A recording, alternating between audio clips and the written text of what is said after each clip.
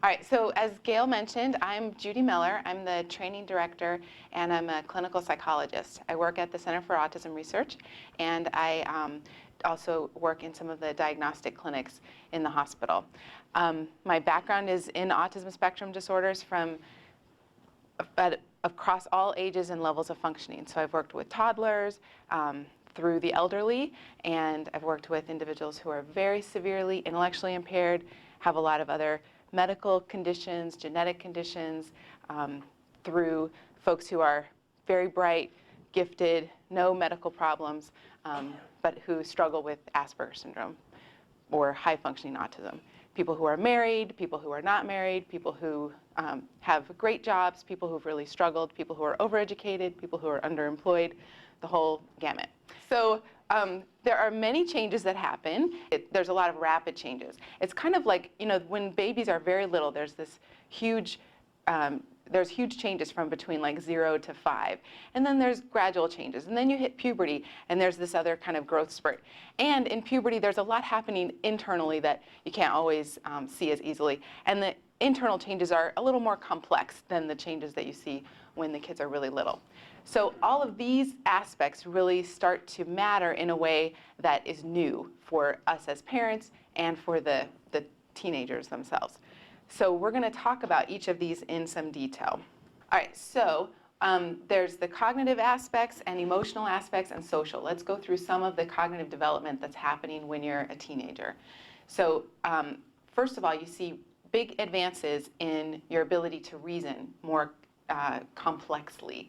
So you can think about multiple possibilities instead of just one, and you can start thinking in the abstract more. So you can think about hypothetical situations, and you can walk yourself through a hypothetical situation for quite some distance. So you can imagine a what-if scenario and then follow that through for a pretty extended period of time. You can also start thinking about things that you can't see right in front of you, and you can imagine things that don't exist. You can take more ideas that you may not be super familiar with and link them to other things that you are more familiar with. So you can really start that abstract thought that is so important for adulthood. You can start really discussing with some enthusiasm and some real knowledge topics about faith and trust and beliefs, because you have some life experience and you have that ability to abstract. And those two things together can really vault your conversation skills to a new level where you can really explore abstract ideas that you may not have really encountered yourself. And then you can do something called metacognition, which is really important. Metacognition means you can think about your thinking. So think about that for a minute. So not only can you think abstractly, but you can sort of take a step outside of yourself and say, how do I function in the world? How am I approaching problems? And you can evaluate your own thought process. Does that make sense? Okay. And you usually can do that with other people too. You can imagine what someone else's thought process is. And you can take a step back and say, well, let me put myself in his or her shoes and imagine what his thought process is. And that's the part that's often hard for people with autism, and we'll talk about that. Several of these things can sort of be problematic, but that one in particular is hard from a very young age. So as you get to adolescence, it can become more challenging. Okay, emotionally, adolescence is a time of really trying to understand how you think of how you feel about things, and a lot of that gets tied up into your identity. So you start questioning who you are, not in a bad way, but just really trying to crystallize what your identity is. You might try on some different identities for a while. We all know kids, or maybe we ourselves, went through phases where we were really into sports, or then we were really into drama, or then we were really into sometimes risky behavior. Sometimes we go through these periods where we're sort of trying on an identity. And not everyone does that. Some people can do that vicariously, and that's just fine. Or some people just really never struggle with that. It's not universal, but many people do go through phases and kind of have this who am I kind of period. You can integrate your opinions with other people's opinions and sort of see where you fit in the world. And that's also a really important aspect of your identity development. Adolescence is also when you start developing autonomy. Now, I gotta say, if you think back to the 1940s or 50s, a lot of us would think that kids were more independent back then. They used to run around the street all the time. They would be outside all the time. They really could do things without as much supervision as we often give our kids nowadays. But teenage years are the time when you are supposed to be developing independence. And our teenagers definitely are trying. We may have created a different environment that creates some new opportunities for them, but also maybe some new challenges in developing that autonomy. But when you're a teenager, you start to have relationships with people that your parents have never met. And really that starts in elementary school too, unless you're a parent who's in the classroom a lot. But you start hearing names, or you don't hear names, of kids that your children have pretty strong relationships with, and you don't really know who they are. You don't know their parents. You don't really know much about them. It's an interesting phenomenon because you get to see your child really develop this life in this world that is separate from you. And that can be comforting, and that can also be kind of scary. Many times in adolescence, that's when you start to try on your own principles and your own values. You also are very, generally, you're very sensitive to the values of your family. It's a really time of consolidating a lot of identity and values and all those kinds of things. So it's a really important time to have a lot of good discussion because they're creating their sense of values and their identity, and the more you can share yours and talk about that and help them think that through, then you're helping them at a really critical stage in their development.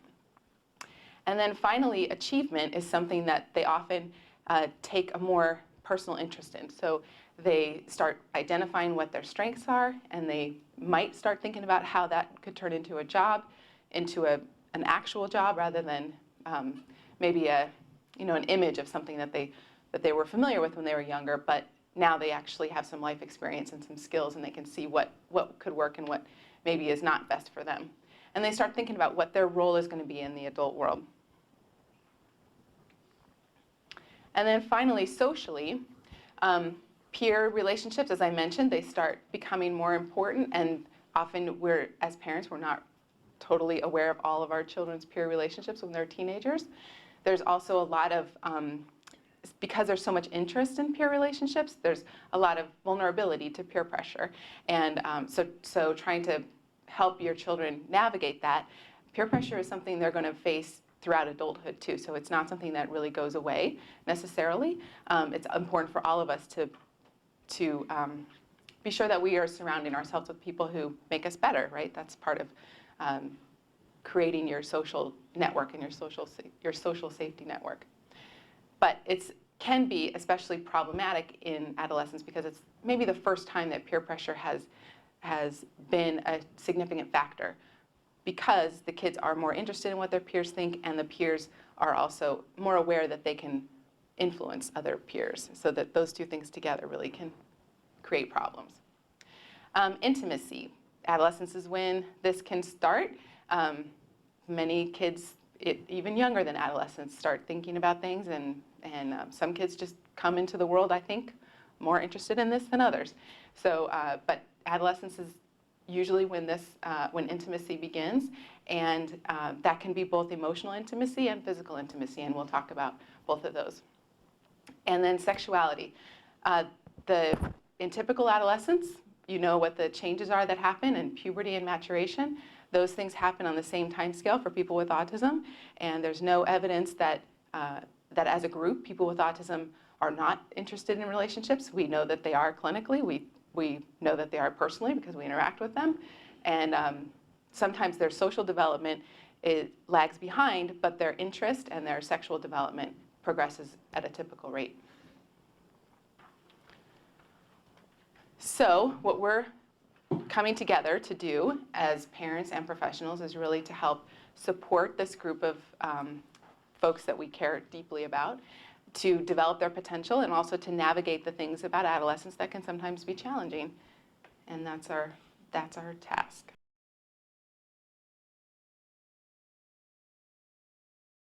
Did you catch the part about pruning? So that happens in very young development, and then there's this second phase. So the idea is, in order to have the fastest and most efficient and best connections in your brain makes more than it needs, and then ones that aren't used sort of die away.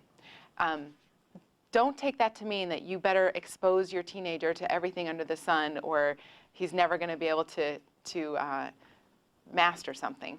But do take that to mean that it is a time where you do want them to be learning lots of new skills. And one thing that I don't know how much we'll talk about it during this part or throughout the day, but it can be easy when we have teenagers who are bright and do well academically to really focus their energy on academics, right? It's kind of going well, let's keep at it and see how far we can push this. And sometimes, and I say this because I know we have a lot of higher functioning folks in the room, sometimes we do that at the expense of learning other skills like independence skills, independent living skills, how to do things for yourself, how to have a job. And in life, you need both of those. And so adolescence is a really great time to make sure that we are putting a good balance on both of those things.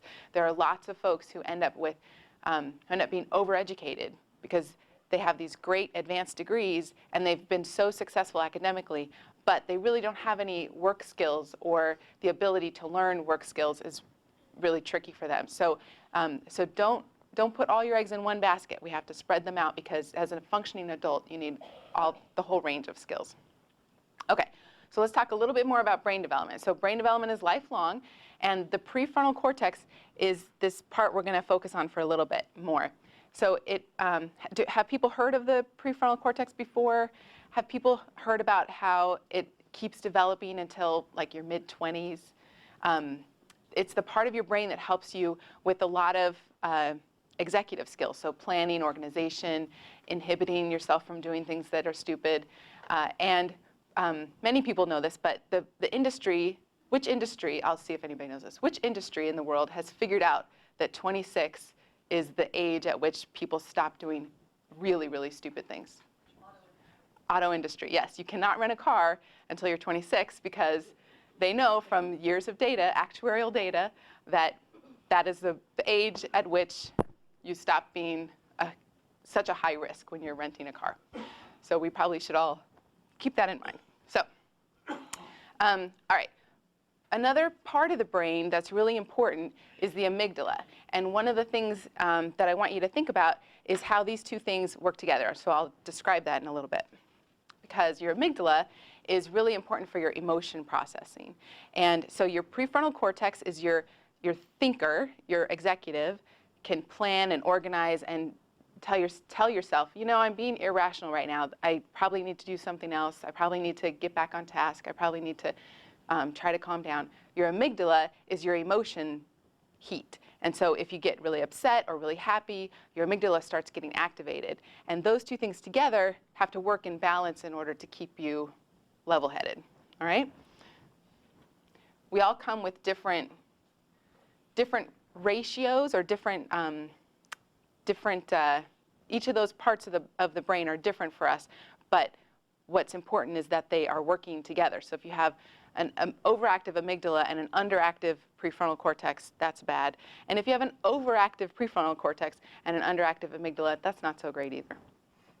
You kind of want to see them work in tandem. Okay. All right. Had people heard of executive functions before? Who had not heard of that? Okay, so most people know what they are. That's great. So we won't spend too much time going over what each of them are in detail, but again, it's this high-level cognitive functioning, and it's really important for decision-making and behavior regulation. It starts when you're very young, and you learn a lot of your executive function skills from the people around you. So when you're helping your young child, when your child falls and looks to you before they start crying, and then you communicate to them, you know, oh, that really hurt, or oh, that's okay, you can move on. Like, they're starting to learn that emotion regulation, and they're learning how to inhibit their maybe their first reaction. You're teaching them through everything you do when they're young how to regulate their behavior and how to think about things. And so it really starts forming when they're very young, and it continues into adulthood. A lot of folks, not just with autism, but across a lot of developmental or behavioral disorders, struggle with executive function skills. So children with ADHD, for example, often have a really hard time with inhibition or shifting from one task to another task. Kids with autism also have a hard time with shifting from one task to another, and planning and organization. So it's not just a problem for people with autism. It affects ADHD, it affects learning disabilities, it affects individuals with intellectual disabilities. It can even affect people who maybe have undergone some significant medical care like chemotherapy or other kinds of things. Executive functions are an area that can be sensitive to damage. So it's something that we often have to think about for all children. Okay, here's a list of some of the things about executive functioning, which we've kind of talked about before. How many of you, thinking about the folks that you know and the folks that you work with, are there particular ones that stand out to you as being particularly problematic for your folks? Time management? Organization. What was that? Everything? Yeah. All of them? Yeah? Okay, how many of them are hard for you personally? Time management. There you go. So we all struggle with some of them. Okay, yeah. Planning, organization. A lot of folks find that people with autism have a really hard time taking a big project and breaking it down into small steps. So do all of us sometimes, and so do a lot of kids with or without any disabilities. So sometimes these are really not unique problems. They're problems we all struggle with. And sometimes the autism just makes it a little bit harder to communicate how to try a new strategy, or maybe it makes the person with autism a little less flexible, so they're a little more uncomfortable trying a new strategy, those kinds of things. Does that make sense? Okay, how about on this one? Which ones stand out as hard?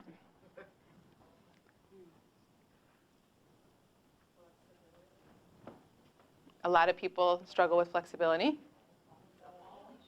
All of them? Goal-directed persistence. Okay, and in yourselves, which ones are the hard ones?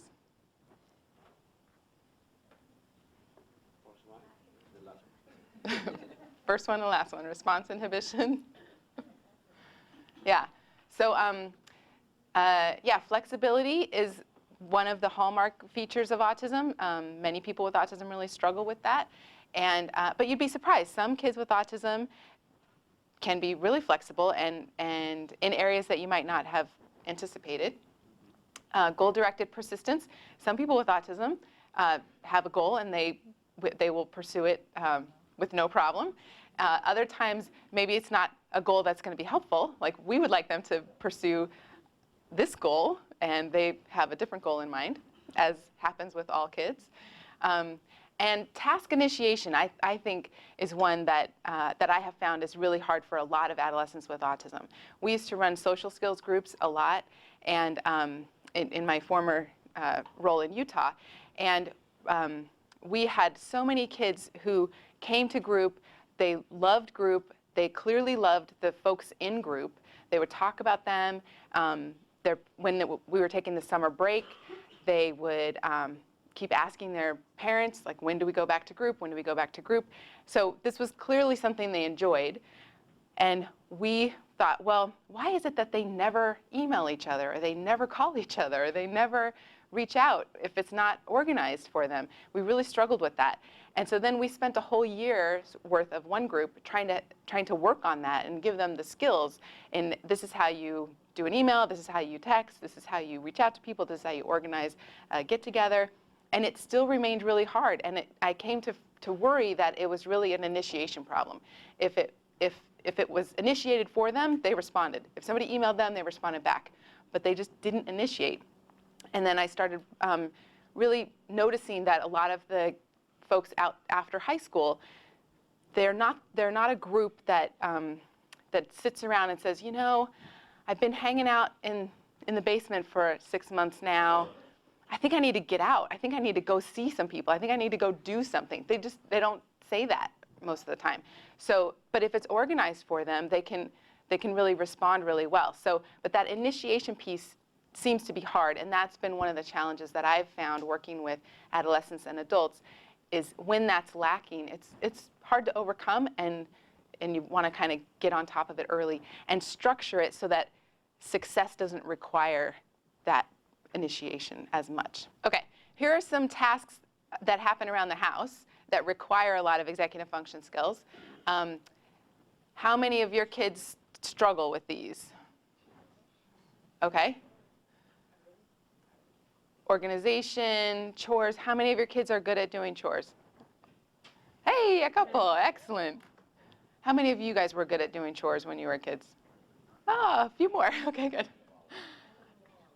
All right. These are a challenge for everyone, and they're good opportunities to practice those executive function skills, right? Especially if you think about, all right, if he or she is going to live on his own or on her own, what is she going to need to know how to do in order to get through the day and be safe and get her stuff done? So think about these things. And again, this is an opportunity to go back to what I was saying about sometimes we put so much emphasis on academics. Sometimes parents do that because you're trying to get your child into the best college you can, or you're really trying to set up their academic success, that we manage a lot of these things for them, right? And then when they're outside of the house, they have not had any practice managing these or had someone walk them through how to do this. So a lot of colleges that are starting programs for folks with autism are really finding that they often have to go back and teach these very basic skills. When you're a typically developing college student, you also don't know a lot of this stuff. There's a lot of college kids who've never done their own laundry. But you can learn it pretty quickly because you can pretty quickly see the consequences if you don't figure it out. Whereas when you have autism, it's just harder.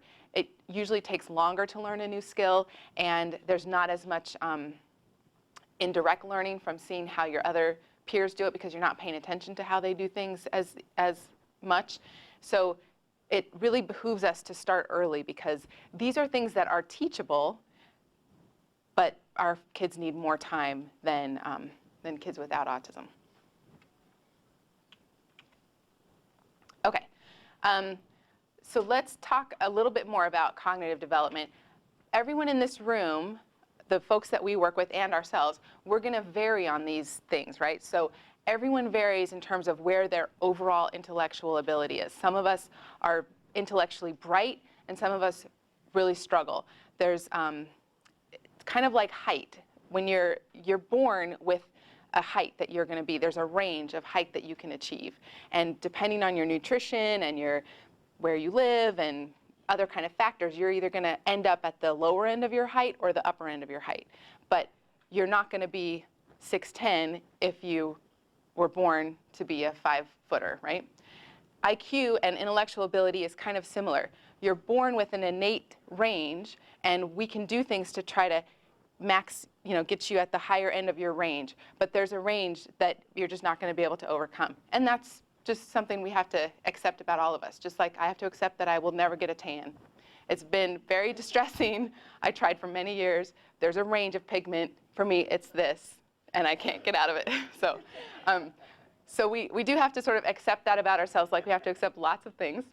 So intellectual ability can be one of those factors that impacts our autism and our independence and all those kinds of things. And so what we do is we have to just work around what it is, right? Many people with autism have a hard time with specific things. So they might have a really uneven profile.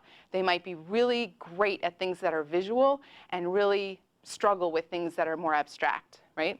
Or they might be terrifically musical and really struggle athletically. Or they might be really good at history, but terrible at science or learning languages. So many of us, all of us have our own pattern, but a lot of times in autism that pattern gets exaggerated a little bit. Do people have that experience with their folks? Have people had cognitive testing or academic testing and seen that scatter? It doesn't happen for everyone with autism. There are people with autism who are just even across the board, but it's more common that you see this uneven profile. A lot of folks with autism have difficulty with reading comprehension or math reasoning, and it may have to do with this abstract thinking. I've worked with a lot of kids who, when they're younger, they're excellent readers because they're excellent decoders, and they have really good, they can learn words really quickly. So their memorization skills are great, and their vocabulary can be terrific. Then so they can be great readers, but then as the questions about the reading turn more abstract, where you have to say, what did he mean by that? Or how was he feeling? Then you start to see that the comprehension is really at this more concrete level rather than a more abstract level. Does that make sense? So I've had lots of kids where when the questions change from who was there, where did they live, what, who, what, why, those are easy. When it turns into more abstract, then suddenly things fall apart. And it can be very frustrating because you've got this kid who has always gotten really positive feedback about this great skill they have, and now all of a sudden it doesn't make sense, and it's really frustrating.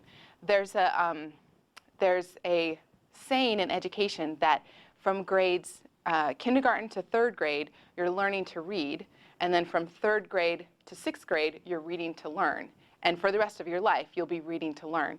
And that shift is kind of when that more abstract thinking comes, about third grade, and then it really takes a jump in seventh or eighth grade where suddenly you have to analyze the author's intention, and you have to find the tool in the essay. Was he using rhetorical questioning, or was he making a claim or an argument?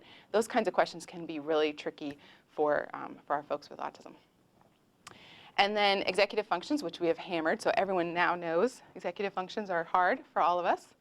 All right, so those things can really combine to have an impact in unique ways for everybody. Everybody will have their own place in the quadrant. Okay, let's talk about other stuff besides cognitive development. Let's talk about behavioral and emotional development and some of the other co-occurring conditions that can happen in adolescence. These can sometimes happen in childhood, but it can be the case that your beautiful child with autism never struggled with these things until they hit puberty, and then all of a sudden there are new challenges that can take you by surprise. And so don't ever feel bad. A lot of times, we put a lot into early intervention, and we put a lot into trying to teach our young children how to do things the correct way and the right way so they can manage their behavior and they can do as well as they can.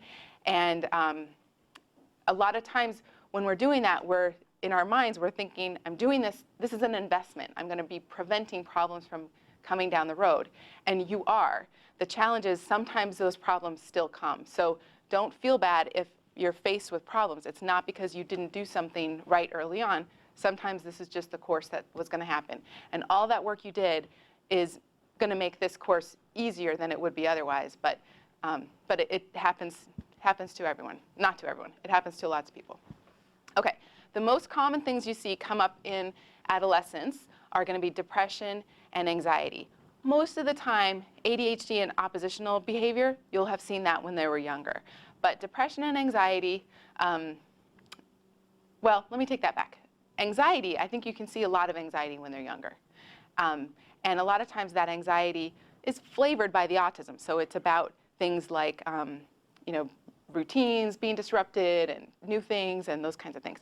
Sometimes when in childhood or in adolescence, you can also see anxiety develop that looks like anxiety that other kids develop. So I'm afraid something bad is going to happen. I'm worried about the world ending. I'm worried about my parents dying. I'm worried about time. Things have to be perfect. And I've got these thoughts in my head that tell me I have to do it a certain way when I know that doesn't make sense.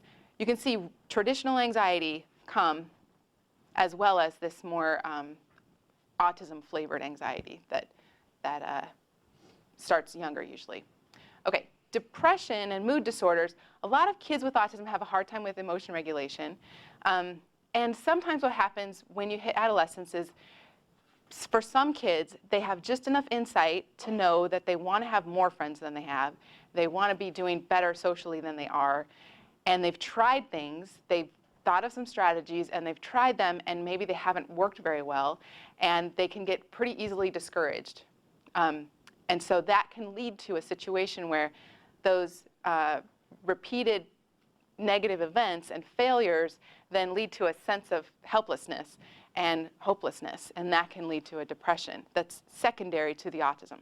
Sometimes you just come into the world with a biological physiology that is harder to regulate, okay? So you can have both types. Does that make sense? So sometimes you just come with a harder biology. Sometimes you've had these life experiences that really contribute to some emotional disorders. And I don't know if you've had this experience yet. You probably have, because sometimes the emotional disorders in our children are not really coming solely from the child. They're coming from the match between the child and the classroom, the child and the teacher.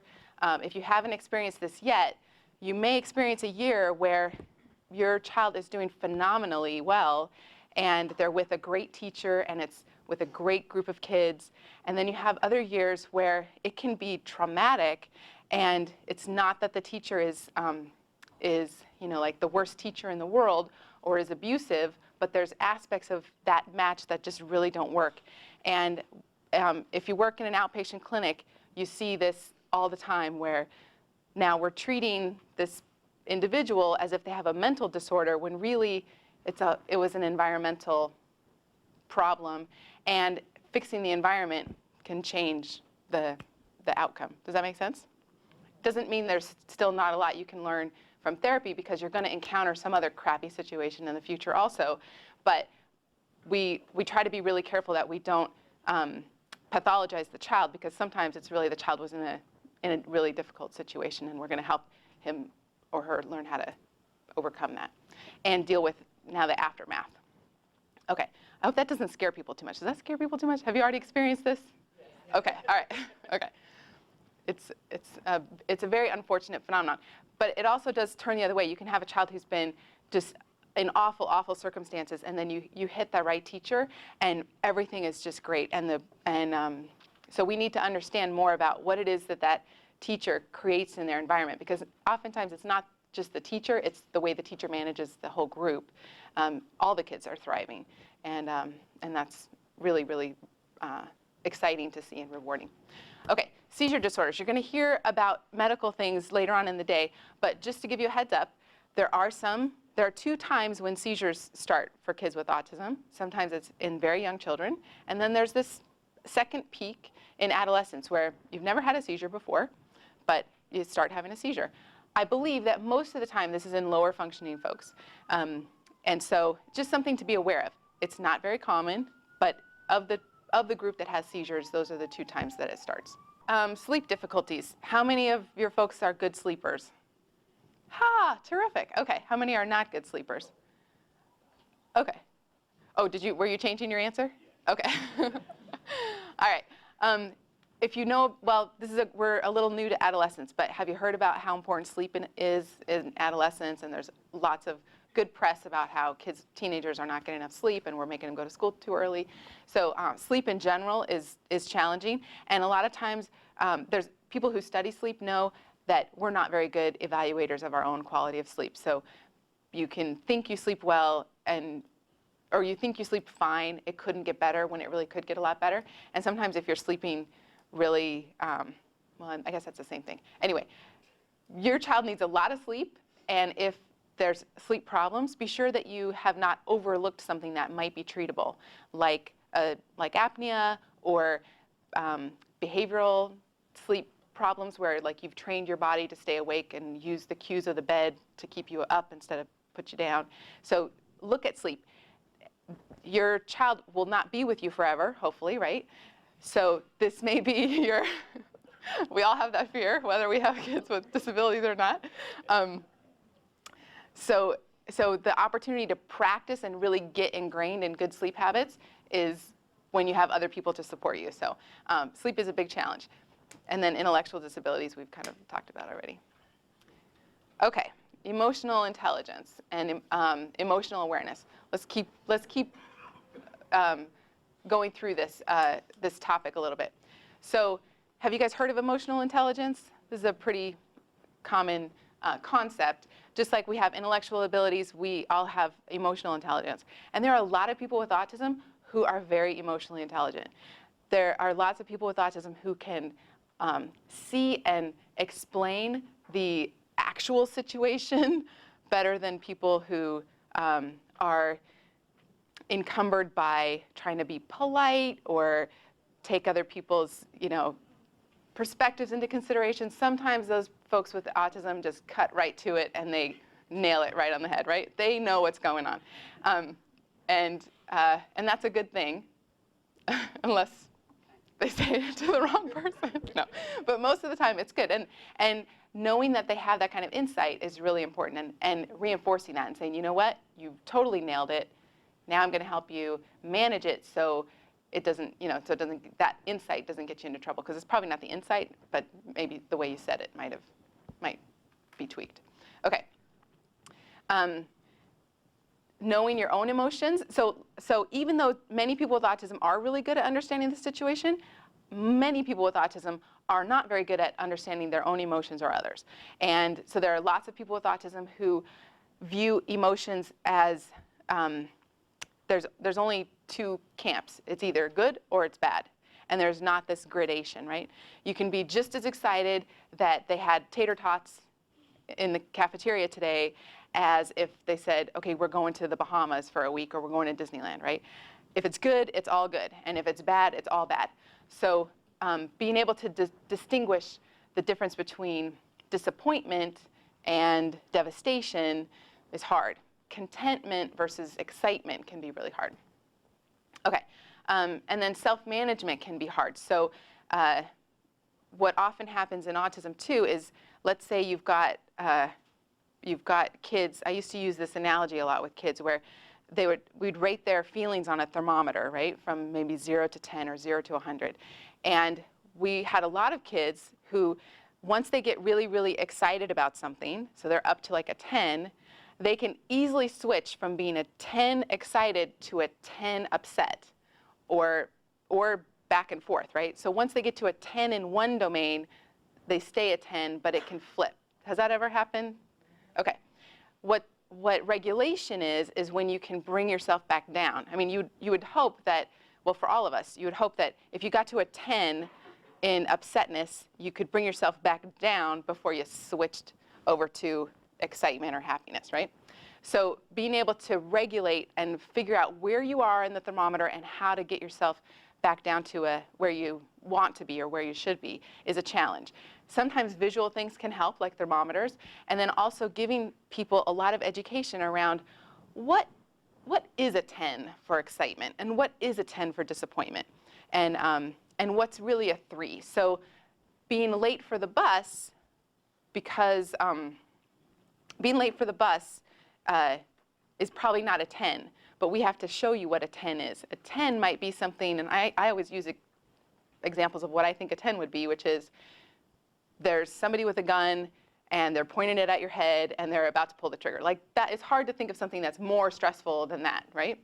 And then I would go down from there. So you have to really help people see the full range of that scale of emotions so they can maybe try to match their emotion better to the situation. Does that make sense? Okay. Social awareness, being able to recognize emotions in others. Many people with autism struggle with reading nonverbal cues and knowing how to, especially read them online, because all of us change our nonverbal cues very rapidly, right? So it's not like you can go into a situation. It's not like you can always give someone a hypothetical situation and then that information will translate to real life, because in real life, your emotions can change rapidly. Think about if you're at a party and you just you started talking about politics, you were venturing into tricky water, and you just said something about Barack Obama, and then you love Barack Obama, and then you realize that the person you're talking to does not like Barack Obama, right? So you have to read those cues right away, and then you're going to try to change what you say to temper what you're saying so you can keep engaged in the conversation. So while you're talking, you have to watch their cues, you have to interpret how they're feeling, and you have to do this while you're acting with them. So it's very challenging. There's a lot of information to process and a lot of information to act on. Does that make sense? So it's very tricky to take a hypothetical and then have that work in real life, because in real life there's a lot going on that can change. Okay, and then relationship management.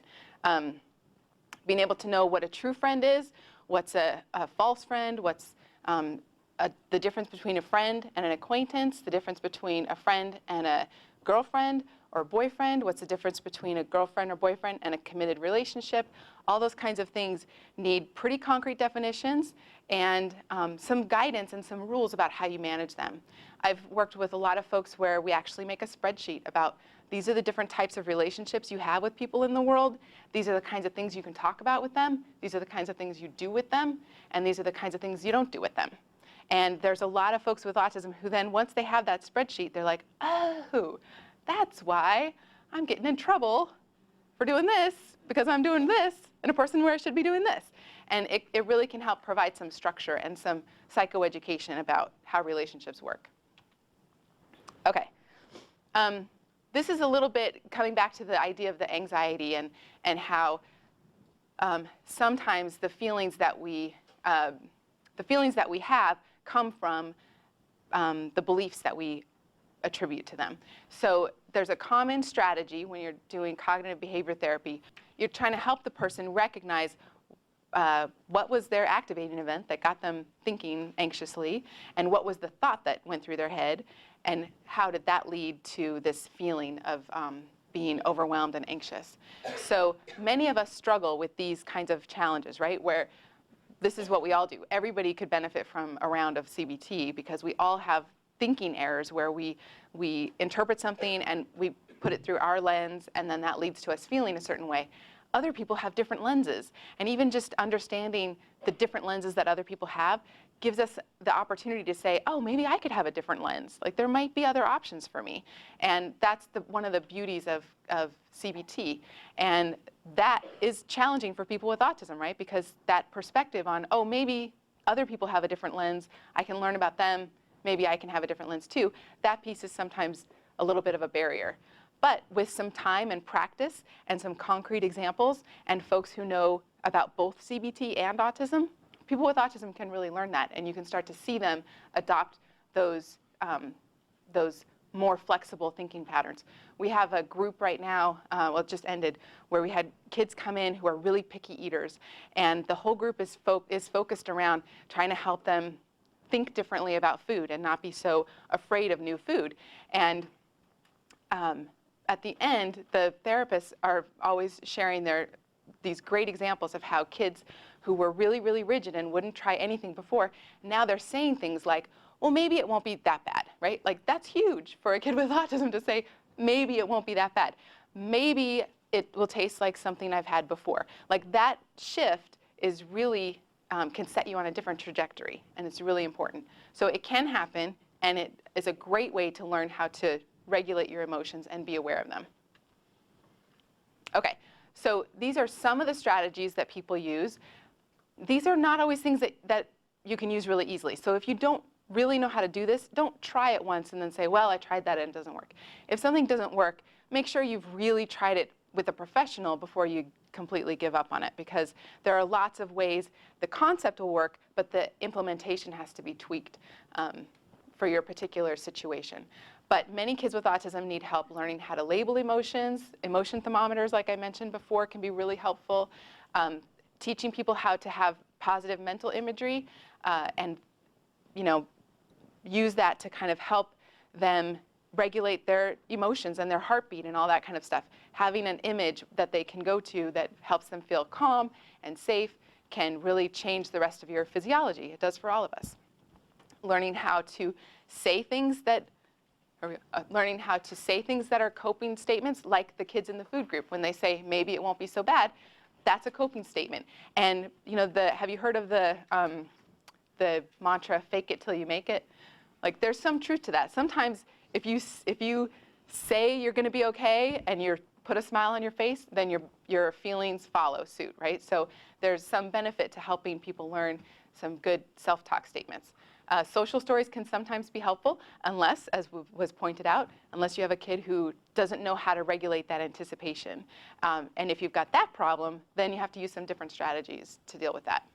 And then deep breathing and muscle relaxation. A lot of kids with autism are not very aware of their body. I don't know if you've experienced this, but I've had some kids where when they were younger, well, they're just not aware of their body. So sometimes even internally, I've had lots of kids who are not aware when they're hungry, and they get really irritable, and they don't know that they're hungry. And now there's a word for it, hangry, which is awesome. But helping someone recognize what that feels like is a challenge. And so, and then sometimes those kids, especially when they're younger, they also can't tell when they need to go to the bathroom. So you've got kids who hold their bowels and do lots of stuff because they don't have good body awareness.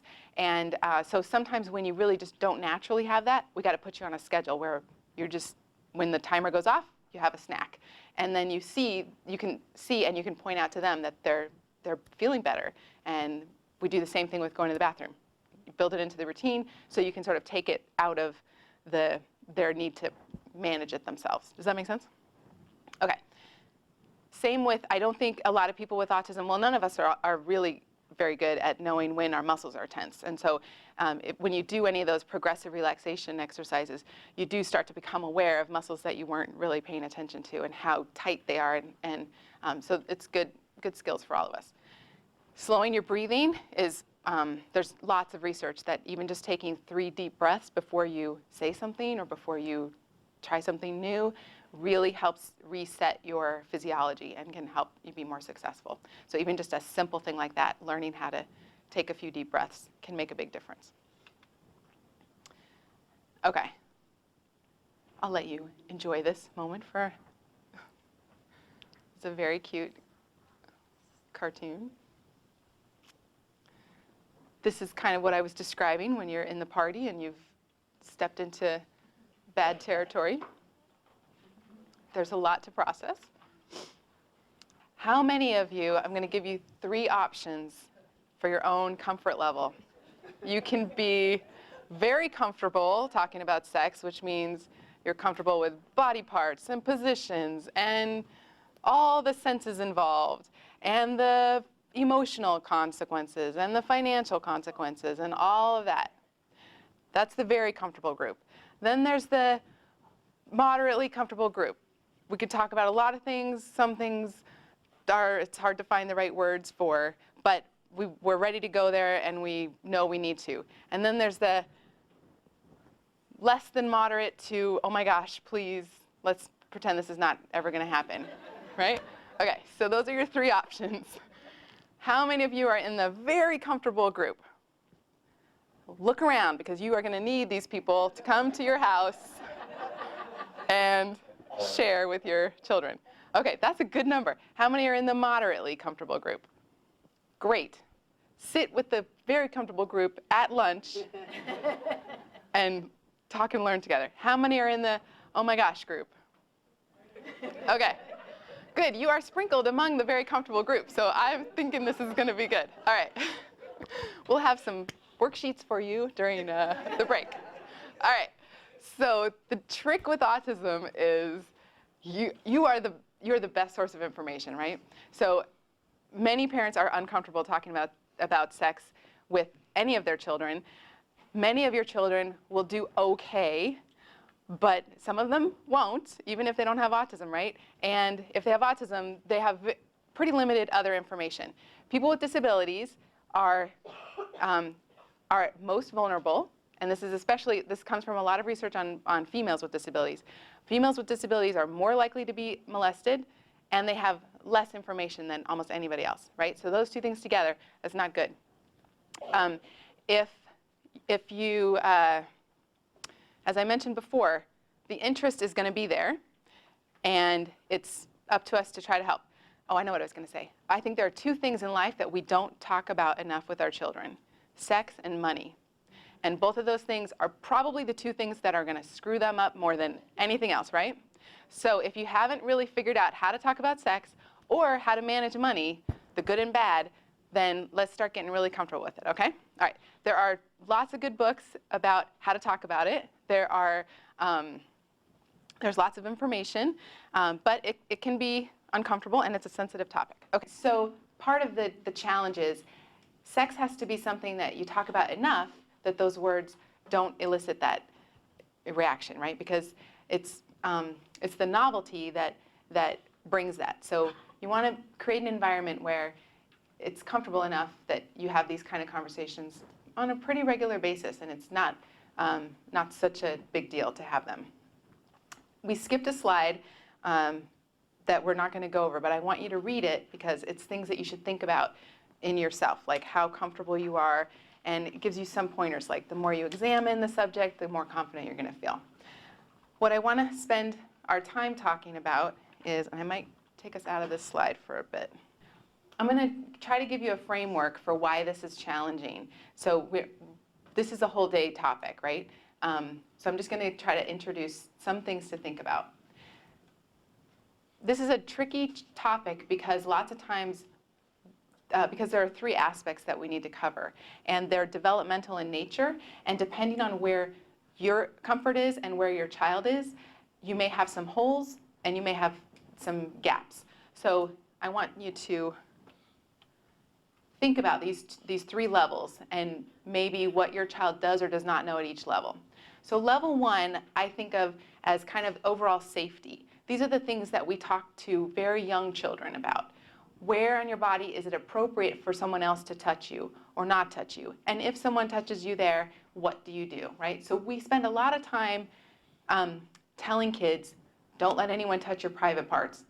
And then suddenly, you go to the doctor, or not suddenly, but you watch a movie, they're touching private parts all over the place.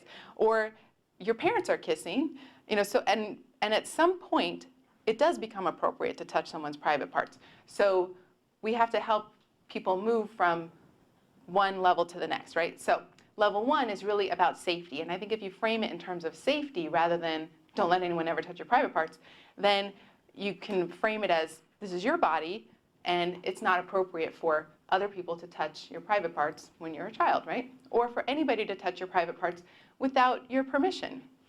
Then you're going to have lots of conversations about what does it mean to give permission and who would you give permission to. But you got to have those, right? Because these are very nuanced situations. Okay, so level one is really about that kind of behavior. Level two is really about maturation. When your body changes, certain things are going to happen that you need to know about so they don't take you by surprise and so that you know how to manage them, right? So this is about taking care of your period and taking care of your random erections and nocturnal emissions and things that you just go, what in the world is that? That's not sex, that's maturation. And it's a different topic than sex, right? It's about hygiene. It's about being comfortable with your body is doing the things it's supposed to do. You need to be comfortable enough with it so that if something's going wrong, you know to go to the doctor or you know to tell someone. If one of your testicles is really big all of a sudden, you need to be able to say, oh my gosh, that doesn't look right, and talk to somebody about it. That's not sex, okay? Does that make sense? And then the third one is about social relationships and the intimacy that happens there. And this is where it can get really complicated, but this is the information people need. Sex is more than just about intercourse. It's more than about having babies. It's more than birth control. It's more than trying to prevent a disease. Sex has lots of things that it is wrapped around. It's wrapped around an emotional connection or not, right? Sometimes it's not. And being able to talk about when it is and when it's not and what kind of values you as a family have and what kind of values your adolescent has is really important because your teenager is going to encounter people who have one-night stands, and he's not going to understand that if he doesn't know the difference between sex, how sex plays out in the world and how he or she is going to have sex. There's also a lot of other things about sex. If you are old enough to have sex, you need to also be mature enough to handle the consequences of sex. There are health consequences. that can happen. There are financial consequences if you have a baby or if you get sick. There are emotional consequences if you and your partner are not on the same page. And so being able to talk about all those things can really help it not just be about sex, it's about intimacy and about relationships. Does that make sense? So if nothing else, if we don't have a lot of time to go into a lot of details, but think about those 3 levels, because your child probably, if he's like any other child, he probably has some gaps and things don't make sense. And we send really weird messages. I had one mom who was very afraid to talk about sex. She had an adolescent boy with autism who, she was a little bit older, and she and her husband had adopted this little boy when he was a baby. They were a terrific family. Sex was not her thing that she ever wanted to talk about. Her husband did the worst thing ever and died before he could have this conversation. That's pretty much how she felt. She was like, he left me alone to deal with this.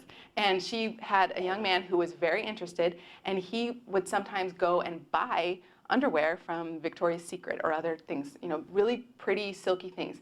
And one day she found some underwear in his drawer, and she was so angry, and she was telling him how disgusting it was and how ugly. These things are ugly. These things are ugly. They're not ugly. We sell them to everybody. Everybody loves buying pretty things, right? They're pretty. What's ugly is something else that she wasn't articulating correctly. And actually what she was afraid of is probably not ugly, right? It's, she just wasn't comfortable talking about it. But I think about that example a lot and all the mixed messages we give about, that's disgusting, I would never do that. Of course I did that to have you. How do we help them learn? They're not good at picking up subtleties, right? So they're not going to pick it up from our nonverbal cues. So we have to be really explicit. A couple other things before I end, because we've got about 2 minutes. So just some things to have some awareness of. Getting familiar with, I'm trying to say this fast and it's not coming out fast. Okay. Girls and boys sometimes masturbate, right? And you have to decide as a family, you don't decide, you know how you feel about it. You have to decide if you're going to, how you're going to navigate this. Some children with autism are very rule-bound, and some children, if you say, we don't ever do that, then they never do it. That's probably the exception, and you as a parent have to decide, do you honestly think that you're going to be able to control your child's behavior for the rest of their life?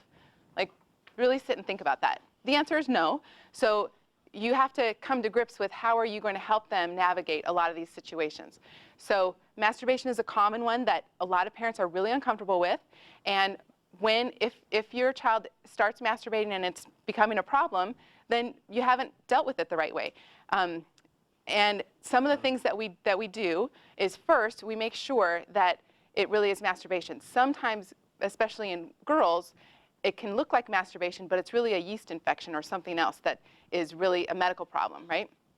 So you want to get anything like that checked out. And then you want to really teach your kids when and where it's appropriate to do those kinds of things, and be really explicit about that. I have had a therapist who really found that if you can be very explicit with how you do it, where you do it, when you do it, then you've given someone some real education that is going to really be helpful. There's